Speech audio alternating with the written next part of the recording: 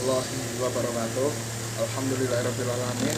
Asyhadu an la ilaha illallah wa asyhadu anna Muhammadan abduhu wa rasuluh. La nabiyya wa la rasulah ba'da amma ba'du. Pertama-tama marilah kita panjatkan puja dan puji syukur kita kepada Allah Subhanahu wa taala yang telah memberikan kita nikmat sehingga hingga pada saat ini kita masih bisa merasakan untuk menjalani bulan Ramadan di tahun ini.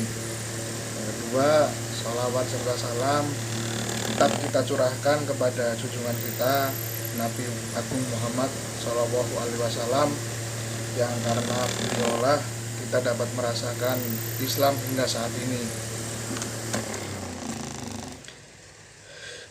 Pada kali ini saya akan mencoba menyampaikan sedikit cerita, yaitu dari sirah sahabat Nabi atau cerita sahabat Nabi yang pada kali ini yang akan saya angkat atau saya ceritakan adalah sahabat Nabi Sofwan bin Umayyah. Jadi salah seorang sahabat Nabi yang terkenal ini namanya adalah Sofyan bin Umayyah. Awalnya ia sangat memusuhi Nabi Shallallahu Alaihi Wasallam karena kebencian itu diturunkan dari bapaknya, hingga sampai suatu titik akhirnya ia berbalik dan menjadi pembela Islam pada saat itu.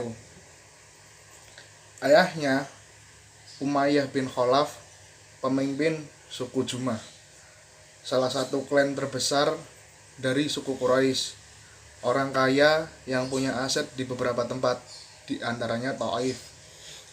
Ayahnya juga punya puluhan budak, di antaranya Bilal bin Rabah yang pernah disiksa hingga dimerdekakan oleh Abu Bakar As-Siddiq. Ayahnya sangat memusuhi Islam. Sofwan pun mewarisi kebencian ayahnya itu. Kebenciannya kian membara kala sang ayah tewas di medan perang Badar. Berbagai cara ia gunakan untuk melampiaskan dendamnya. Bahkan ia pernah merencanakan pembunuhan terhadap Nabi Muhammad SAW. Ia pun sering menyewa para penyair untuk menebar kebencian dan memprovokasi orang-orang agar membenci Islam.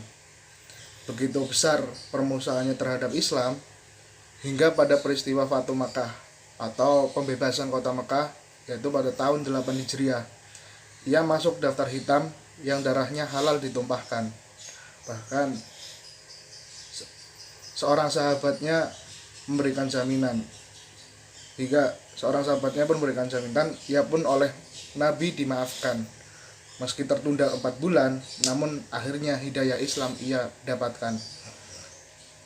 Kisah keislamannya pun terbilang unik, yaitu saat setelah banyaknya peristiwa hingga akhirnya ia menjadi dekat dengan Nabi. Akhirnya dia diajak oleh Nabi ke tempat sebuah lembah yang berisi puluhan harta rampasan perang atau ghanimah.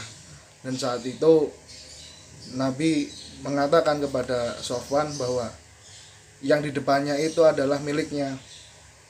Sehingga ketika itu juga Sofwan pun berkata kepada Nabi, tidak ada seseorang yang memiliki kepribadian sebaik ini kecuali dia adalah seorang nabi. Aku bersaksi bahwa tidak ada Tuhan selain Allah dan bahwa Muhammad adalah Rasulullah. Dan pada saat itu hingga pada akhir hayatnya Sofwan menjadi pemeluk Islam dan pembela Islam. Sofwan bin Umayyah tetap tinggal di Mekah hingga akhir hidupnya, wafat pada tahun 661 Masehi. Dia tidak pernah meninggalkan Mekah baik untuk ekspedisi pertempuran maupun mengikuti perpindahan ibu kota kaum muslimin. Mungkin sekian dari saya. Bila ada kurang lebihnya mohon maaf. Bila ada yang kurang bisa ditambahkan di kolom komentar YouTube-nya. Billahi fisabilil haq, fastabiqul khairat. Nun wal qalami wa yasturun. Wassalamualaikum warahmatullahi wabarakatuh.